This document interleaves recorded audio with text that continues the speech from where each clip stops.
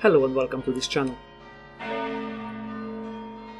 When I first thought about a series entitled Reactions, I had in mind episodes in which I would disagree with people or something like that. This time I'm responding with a video to a discussion that I had in a comment section, and I'm going to contribute to Mark Citadel's making his point.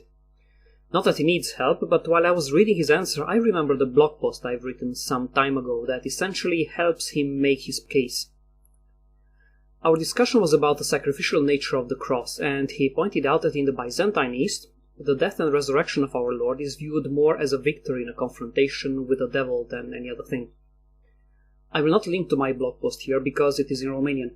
My point there was to try to give an idea about what a pagan Greek or Roman would have thought about the sacrifice of the cross, given his culture. What would they understand of it all? Before writing that article, I was concentrating exclusively on the Jewish context of the sacrifice of Calvary, specifically on how would the first Jewish Christians understand the events of that Pesach, given the ideology of the temple sacrificial system. But what about the Hellenized and Romanized pagans? What would make them come to God? What would they understand of the cross? I have a soft spot for everything that has to do with ancient Hellas, mythology, philosophy, or history, and it was while I was reading a book on hoplite military tactics in the field that it hit me.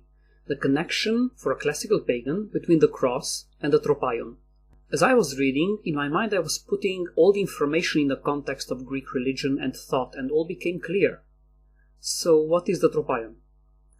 Let's begin with the beginning. The iconic figure of the ancient Greek battlefield is the hoplite. Now, if you put a hoplite to fight with an Asian light-armored infantryman, our Greek has no chance. The only question is, will the hoplite be lucky to live for a few minutes, or just a few seconds? Depending, of course, on the skills of his opponent. Just try to picture his armor. He has a huge, very heavy bronze shield called hoplon. The entire armor is called after it panhoplia, or panoply. Actually, it was a wooden shield with a bronze covering, fortunately. He would not grab it in the middle to use its entire size to cover himself. He uses just half of that shield for protection. The other half covers nothing. His spear is 2 to 5 meters long, so it's almost unusable against a light-armored warrior. His sword, on the other hand, is short. And I mean very short. Normally he's not using it in the battle. There was even a kind of taboo linked to it. Knives were fit for barbarians. A civilized Greek would use a spear. The sword is somewhere in between. In the description of the Battle of Thermopylae, Herodotus mentions that at their last stand the Spartans got to the point when they had to draw swords, and after that they fought with bare hands. Herodotus is telling his fellow Greeks just how desperate that fighting was, since they got to the point of fighting with swords. In a normal battle, you fight with a long spear. The hoplite also has a helmet that seems designed especially to guarantee that he gets killed. It covers completely his ears, so he will not hear a damn thing except in queer noise. He can only see in front of him, so an important part of his vision is blocked. And the crest on top of this so-called Corinthian helmet, that is supposed to make him look taller and more menacing, simply makes it harder for him to keep his balance properly. At first glance, this whole thing seems to be designed by a government committee. If you find yourself isolated on a battlefield in this attire, there's only one thing for you. Run for your miserable life. First you throw away the spear to liberate your right hand, then with your free hand you take off the hoplon from your left arm. Finally you take out the helmet to be able to see and hear properly and to be able to run without losing your balance, and off you go. But this is not the whole picture. These warriors were the most efficient in the ancient world before the Roman legions. The Macedonian army of Philip and Alexander is just a reformed version of it. How come? Because the Greek hoplites were fighting in formation, and the hoplite phalanx was invincible while they kept in formation. In fact, the only thing that could stand before a hoplite army, before the Romans, was another hoplite army. Just imagine, all the disadvantages that I described become advantages in formation, or are neutralized.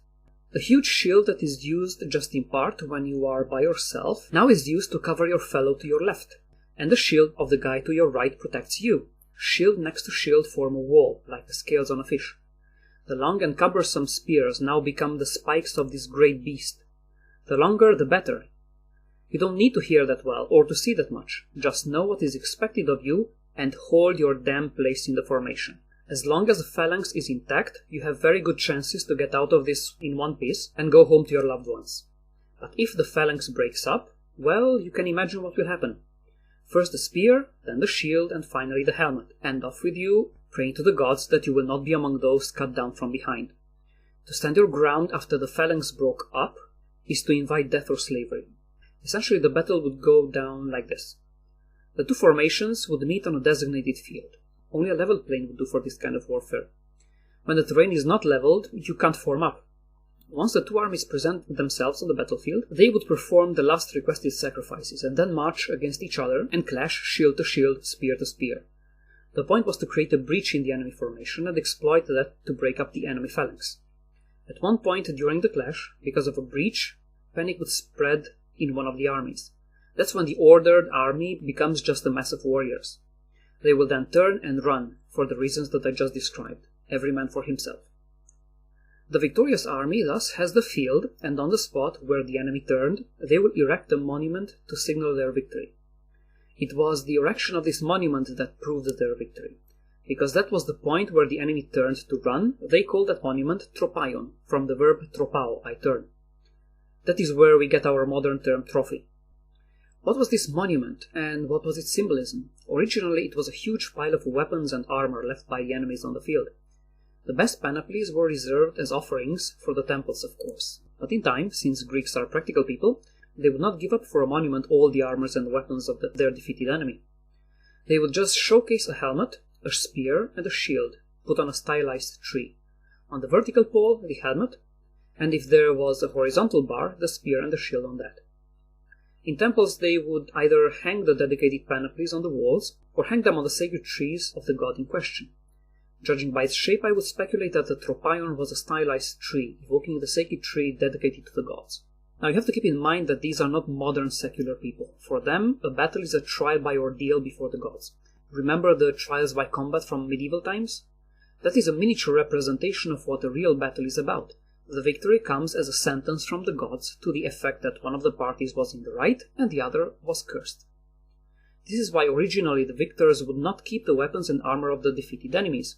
They were cursed, and the defeat was a proof of that, but as I said, Greeks are practical people in the end.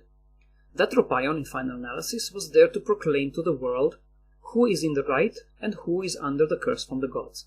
It was there to proclaim who was the master of the field. When Romans later on took up from the Persians the practice of crucifying, they applied it to slaves and defeated enemies. It might be just speculation on my part, but I think that they adopted the cross as a method of execution in the context of an existing ideology of the cruciform tropaion.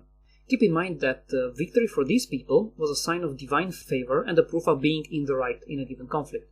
So a living enemy hanging on the cross and slowly dying was a memorable message. Romans fought in a different kind of infantry formation, so they did not use the tropaion in the same way as Greeks. For one thing, any good Roman general wanted a victory monument in the city of Rome itself for his political career, not on the battlefield. Though Romans would erect the victory monuments on the battlefield as well. A few kilometers from the city I live in, at a place called Adamklisi, there is a famous monument erected in honor of a battle against the local Dacians. It is called Tropaeum Traiani. Tropaeum, of course, is the Latinized version of the Greek tropaion. Again, the point of victory monument is not simply to show who is the stronger and who has the power. It is there to show who has the favor of the gods, or in other words, who is in the right, who has justice on his side in a given conflict. That, by the way, is what is behind such notions as right by conquest. It is also behind the practice of enslaving the defeated enemy. Since he was cursed, it was the proper thing to do. The gods already gave his sentence, and not only the sentence for him, but for his folk also. Hence the practice of killing the male population of a defeated city and enslaving the women and children.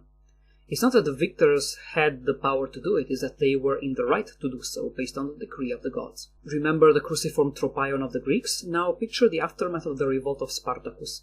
Crassus erected crosses all the way from Rome to Capua as so many victory monuments, and he nailed the defeated slaves on them. What was he saying? That he has the power now? Yes, that also. But also that he had justice on his side, and that the defeated slaves were acting unjustly from the start. The point of the gruesome display was not only to frighten the remaining slaves to keep them in line that way, it was to break their will by making them doubt the justice of their cause. We miss these fine points today because we don't think like that anymore, and we reduce everything to a power play. Now getting back to Calvary, what is the message from a classical pagan point of view? Suppose you are a Hellenized and Romanized pagan, and you have these Christians telling you stories about a struggle between the Jewish God and some demonic opponent who crucified his son. What you will understand of this is that Satan erected a victory monument to claim the possession of the battlefield that is the whole earth.